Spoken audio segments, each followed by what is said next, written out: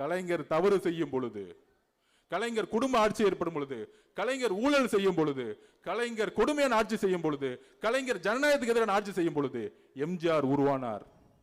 எம்ஜிஆர் ஜெயிக்க முடியுமான்னு கேட்கும் பொழுது, காலமும் நேரமும் இயற்கையும் மக்கள் ஒரு தலைவனை உருவாக்குவார்கள், ஆனா அவர்கிட்ட உண்மை இருக்கணும். அப்படிதான் எம்ஜிஆர் உருவாக்குனாங்க.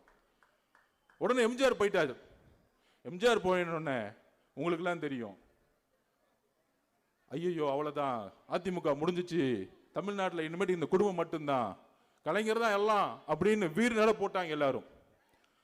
அந்த அம்மா கடுமையா உடல் மொழியிலையும் அசிங்கசியமா பேசினாங்க. நீங்களாம் பார்த்துருப்பீங்க, பெண்களுக்கு தெரியும். அசிங்கசியமா இவன் கூட இருந்தாங்க, அவன் கூட இருந்தாங்க, உருவம் எப்படி, சேலையை பிடிச்சி இழுத்தாங்க, அடிச்சாங்க, சட்டத்தை போனா.